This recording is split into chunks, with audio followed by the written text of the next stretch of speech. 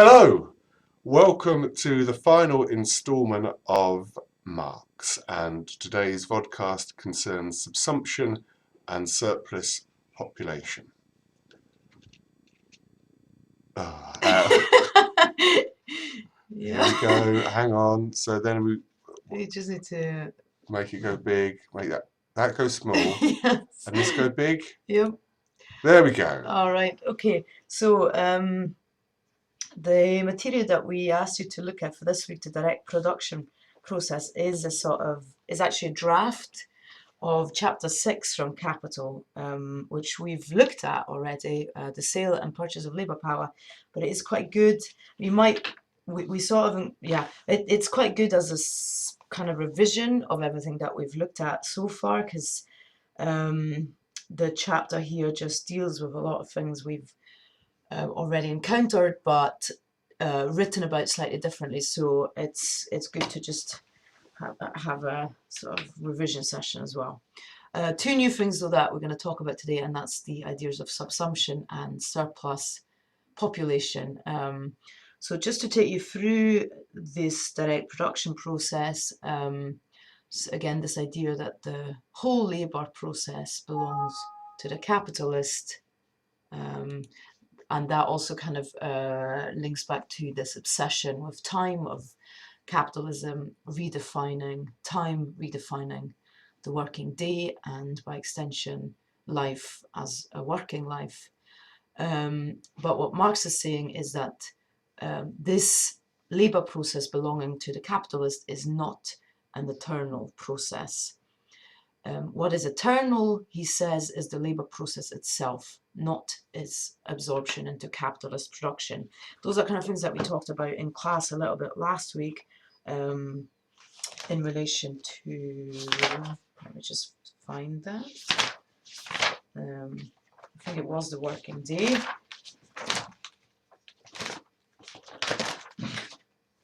Should really be a bit more organised. But anyway, can't find it, but we did talk about that last week, the section about which we discussed at length about nature, and the sort of gendered labour process that Marx is talking about as in terms of an extraction and the raw materials. So he's talking about the process of labour itself as eternal, but not its absorption into capitalist production. So labour, he says, is the eternal natural condition for human existence, not, however, how capitalism subsumes it to its dictates. Okay, so what capitalism obviously is concerned about is surplus value. The labour process appears in the capitalist production process merely as a means, while the valorization process or the production of surplus value appears as the goal. Remember, we talked about the fact that capitalism cannot abide a limit because of this desire for endless capital. The labour process is only a means to make that surplus value happen. As a result, the worker is alienated from her work. The worker is compelled to sell her own labour capacity as a commodity. Remember that the commodity congeals labour power, traps it inside itself, so the worker is compelled to sell the labour power because confronted with means of subsistence and means of production as alien property. So basically what happens is that you don't work for yourself, you work for the capitalist, and whatever products you produce don't belong to you, but they belong to the capitalist. So the labour, your own labour that you produce, you experience that as alien. So through the incorporation of living labour capacity into objective components of capital, the latter becomes endowed with life and begins to function as though it had love in its bosom. So this is, I think, a fantastic quotation. So because of this incorporation of living labour, which congeals and becomes objective components of capital, it is the latter, capital, that seems to be alive, while you yourself have become reified. So it's quite interesting here to think about capitalism and love, which we'll get back to later on in this podcast as well. Okay, so this process of subsumption, which is really crucial and really interesting, I think, in relation to Marx's work. So there's two kinds, he says: formal and real subsumption of labour under capital. Subsumption, he writes, is to be brought under the command. On page 426, then, he describes what formal subsumption is. So this is where a formal subsumption of the labour process under capital takes place and occurs on the basis of an existing labour process which was there before its subsumption under capital and was transformed on the basis of various other processes of production and other conditions of production. So basically what that means is that the labour process, remember what Marx says, the labour process itself is eternal, but not the way it functions under capitalism. So it is a labour process that was there prior to capitalism. So, you know, the tilling of the fields or whatever you want to think about what the labour process here is. So it existed before capitalism took over, and that means the sort of formal subsumption. So it exists before, and then it's roped into the capitalist system. The real subsumption, Marx says, is when changes occur in the production process itself. With the real subsumption of labour under capital, there takes place a complete and constant, continuous and repeated revolution in the mode of production itself, in the productivity of labour, and in the relation between capitalist and worker.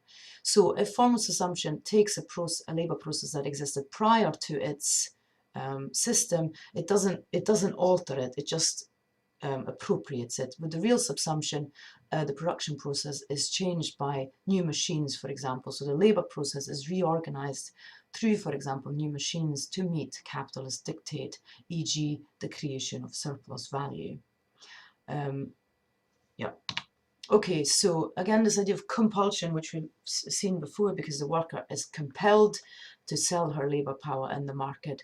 So with the formal subsumption of labour and the capital, the compulsion to do surplus labour and the creation of free time for development, independently of material production, merely take on a different form from that of the earlier mode of production, but it is a form that heightens the continuity and intensity of labour, increases production. So in a way, the formal subsumption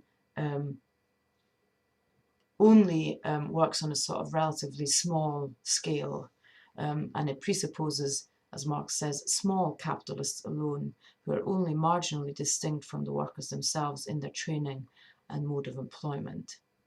There's not much of a difference here between the capitalist and the worker with formal subsumption. So it exists prior to capitalism, and capitalism appropriates it. And the idea is that you increase the labour time and therefore increase production, but there's not much of a difference between the worker and the capitalist, which remains, as Marx says, relatively small. Nonetheless, this kind of formal subsumption assumes a relation of domination and subordination, but there's no transformation of the labour process as such. That only happens with real subsumption, the transformation of the real nature of the labour process and its real conditions. There's a typo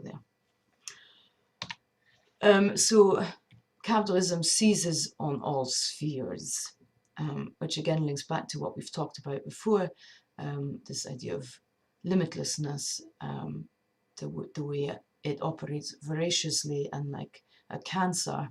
The capitalist mode of production develops the productivity of labour, the amount of production, the size of the population, and the size of the surplus population. With the capital and labour thus released, new branches of business are constantly called into existence. This is a constant process. At the same time, capitalist production tends to conquer all branches of industry as not taken control of yet, where there is as yet only formal subsumption. It's quite interesting as well, which is why I've highlighted this word release. The way, if you remember from last week's reading, there's this kind of rhetoric of setting free the worker when the worker is laid off. Actually, maybe we haven't done that last week. Maybe it's this week's reading. But this idea of release and setting free is really interesting. And at the minute, we've got a staff release scheme operating in the Faculty of Arts, and basically that means laying people off. And these people that are being laid off, that's the surplus population to this concept that we're going to discuss right now. So it's this idea of disposable labour that you don't need anymore, for the time being anyway. So this idea of surplus population is developed in chapter 25 of Capital, and I highly recommend that you look at it if this is a concept that you're interested in reading up on. So the reproduction of labour power, which must incessantly be reincorporated into capital as its means of valorisation. So this means of valorisation we call as the creation of surplus value, which cannot get free of capital, forms in fact a factor in the reproduction of capital itself. Accumulation of capital is therefore multiplication of the proletariat. So it means that you cannot accumulate wealth without also accumulating, as it were, labour power. So the more, the wealthier you are, or the more wealthier you want to be, the more labourers you need to produce that surplus value. So in a way, what was interesting is that Marx here also engages with people like Malthus, who we've mentioned, I think, in the Darwin Weeks, who wrote this treatise on population. And one of the things that the political economists that Marx is arguing against are saying is that poverty is a sort of natural condition, because as the population increases, and there's always this kind of assumption that the working classes breed more. So there's this assumption that as the population grows, poverty is natural because there's not enough resources to go around. What Marx says is that this is bullshit, because poverty is something that is created by capitalism. It's actually a fundamental condition that capitalism presupposes for the system to work. So poverty is not natural because of scarcity in nature and the rising population, and hence not enough stuff to go around for everyone, but is instead created by capitalism, which has to rely on the mass of the labouring poor and pools of labour power as yet unused or used only temporarily and then set free, e.g. discarded. So capital is nourished by a massive disposable labour population, and that is its condition for even working in the first place, that there's this mass of the labouring pools and pools of labour power that are not as yet tapped into, but that capital will for a time use and then throw away. So in a way, this surplus population is disposable human material, and relating back to the discussion that we had in class last week, so the worker herself is in a way raw material. But if a surplus population of workers is a necessary product of accumulation or of the development of wealth on a capitalist basis, this surplus population also becomes, conversely, the lever of capitalist accumulation. Indeed, it becomes a condition for the existence of the capitalist mode of production. It forms a disposable reserve army which belongs to capital just as absolutely as if the latter had bred it at its own cost. Independently of the limits of the actual increase of population, it creates a mass of human material always ready for exploitation by capital. Yeah.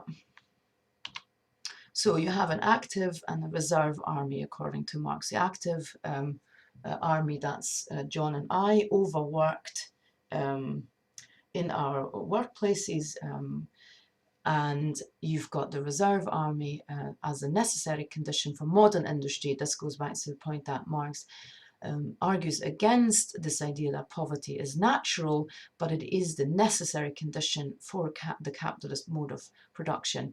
You've got this distinction then between this active army that are generally overworked and this pool of the labouring poor which can't get jobs or only temporarily get jobs.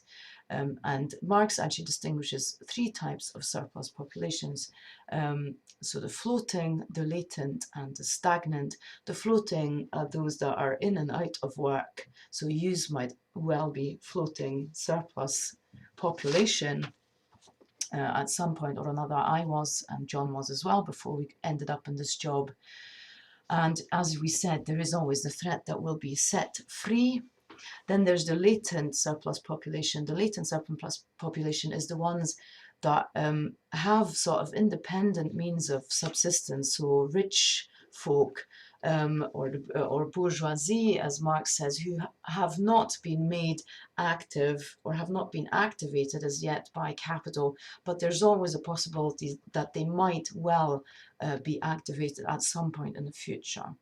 The stagnant surplus population is what Marx calls the Lumpenproletariat. He talks about it in Capital as pauperism as well, and William Julius Wilson calls it the underclass. The stagnant surplus population are those that have been totally destroyed by the system and who can't find any type of work, or the homeless people, those that are hopeless, totally wasted, are or also perhaps the mentally ill, those that just can't function any longer in the system and that the system does not value at all. So accumulation of wealth at one pole is therefore at the same time accumulation of misery, the torment of labour, slavery, ignorance, brutalisation and moral degradation at the opposite pole, i.e. on the side that produces its own product as capital, which links to the idea that absolute wealth relies and produces absolute deprivation on the other hand. Right.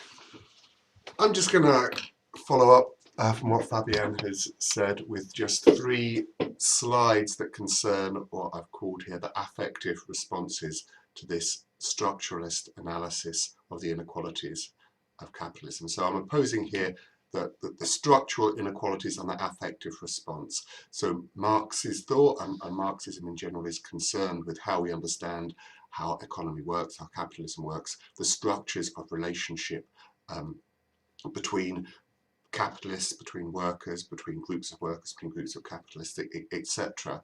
But as a significant body of thought concerns how this feels, how do we take this structural analysis into the world of affect, which is to say the world of feeling and emotion. So my first suggestion about how we do this is the joy of critique, so the way that analysing capitalist modes of production and the way that capitalism permeates culture has itself a certain pleasure. So I'm going to quote here from Susan Rosenthal's essay, The Myth of a Personal Life Under Capitalism, in a passage which concerns the idea of critique itself and raises the hypothesis that capitalism closes down or might hinder the practice of critique, and the re-emergence of critique then might be a place that not just has a political structural significance, but may also be involved with a kind of pleasure in itself. So Rosenthal writes, when questioning is not acceptable, we conclude that the questioning part of ourselves is not acceptable. After a lifetime of suppressing our own questioning, it feels natural to suppress our children's questioning. They must do as we say and not talk back. After all, it is for their own good. Transforming inquisitive children into obedient, producing and reproducing machines requires a persistent shaming process that compels us to reject every part of ourselves that might rebel. Our curiosity, our need to be heard and valued, our need to actively shape our lives and our world. As a result, we cannot be complete human beings. When we believe that part of ourselves are unworthy, we are ashamed to show ourselves, and our relationships remain superficial and insecure. When we cannot show who we are, we cannot believe that we are loved for who we are. So we might note, first of all, that the language of Marxist critique is slipping towards the language of Freudian critique that we're going to be entering in the final 3 weeks of the course after reading week. We're concerned here with ideas of shame and implicitly with ideas of pleasure. So capitalism is this reduction of elements of ourselves that might be associated with pleasure, with joy, with freedom of expression. So critique has this function of reintegrating us into the creative, imaginative world that is alienated from us as children. Critique is joy. Secondly, the movement from paranoia to reparation, the second of the affective responses that I'm suggesting here. So there's a few terms that I need to decipher here in order to make this meaningful. So a French philosopher, Paul Ricoeur, comes up with this phrase, hermeneutics of suspicion, which he uses to describe Marx, Nietzsche and Freud, 3 of the great thinkers of the 19th century who make us very suspicious about the world. And the idea of hermeneutics of suspicion, Ricoeur glosses as deciphering false consciousness. So hermeneutics is the brand of philosophy that's to do with interpreting and translating discourses or texts into something else. So when you bring a hermeneutics of suspicion to something, you're reading something because you think concealed within it is a false consciousness, some terrible message. So you might read a text in Marxist terms, because even though it doesn't appear to be about capital, within it contains the seeds of capital. So every time you read something to understand the mystification of capitalism that surrounds us. So that's a kind of miserable way of looking at the world, to be paranoid about everything. And Eve Kosofsky-Sedgwick, a theorist who's associated most prominently with queer theory, refers to this as paranoid reading. So the idea of Ricoeur's hermeneutics of suspicion creates what she calls paranoid reading. So the methodological centrality of suspicion to current critical practice has involved a concomitant privileging of the concept of paranoia. So everything is a massive conspiracy. We should look around us for people who are conspiring against us. That is how Kosofsky reads this, this hermeneutics of suspicion that Ricoeur theorizes. And the antidote to that, Sedgwick argues, is the reparative motive of seeking pleasure. So paranoid reading is the hermeneutics of suspicion, and she says that always marginalizes the questions of the pleasure of reading, the pleasures of bodies, the pleasures of being in the world. So she says that paranoid reading should always be complemented or supplemented by the reparative motive of seeking pleasure. So this is what I would suggest is another affective response related to the joy of critique. So it's not, so Marxist theory should not just be about paranoia and suspicion, but also about reclaiming pleasure. Reclaim the pleasure from this, though. This is the last quotation in this section of the vodcast, which ought to be depressing. So love in the time of capitalism is the heading for this.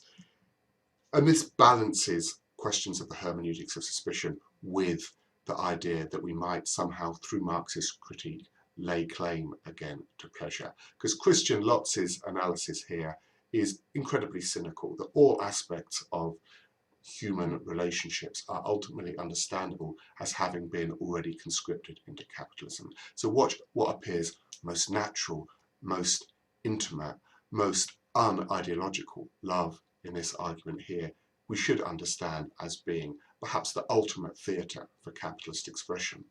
Lotz argues, put simply, love under capitalism must be able to become part of the overall capital accumulation and its principle of generating more money out of money. Love can only exist as a general form of social relation if it is productive in the favour of capital. So when you fall in love with someone, you might think that's a kind of beautiful romantic thing, but in actual fact, through that social intimacy, you're in fact only enacting the kind of deep ideological structures that determine our relationships, capitalism's drive to reproduce itself and to reproduce capitalism. So this again is erring on the side of hermeneutics of suspicion. So we might think about how we might read the world differently, to think of not just suspiciously, but to think about how we might lay claim again to pleasure, to think of love not just as something that's where capitalism lives, but where radical critique may also abide. Which leads us to the workshop task. So last week we took a thematic approach. We invited you to think about particular themes that appeared in the section of Capital we're working with. We're going to change things around slightly, and we're going to invite you to think about some of the terms that Marx is using. This is one of the things that's hard, of course, about Marx. He invents all these new terms. We need to unpack them, get a sense of the relationship between them. So think carefully about these 4 terms and be prepared to talk about them in class. We put in brackets page numbers where you will find useful starting points from this week's reading about these terms, but we invite you also to connect these passages to other bits of the reading in Marx. So think about surplus value, page 409, alienation, we've not really talked about yet, page 413, the labour process, we've touched on quite a bit, so a chance to go back over that and really nail that, page 403, subsumption, new for this week, page 431. So and we'll devise some kind of format in class whereby everybody hopefully gets a chance to collaborate on giving their input to help us understand exactly how these terms work in Marx.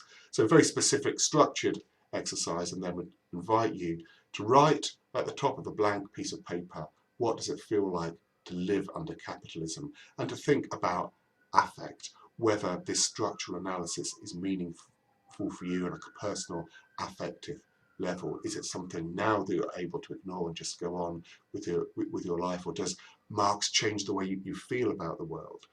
Don't get too depressed about it. That's it, I think. Yeah, that's it. Thank you very much. Looking forward to, well, class after reading week. Yeah, enjoy reading week. Right. Bye.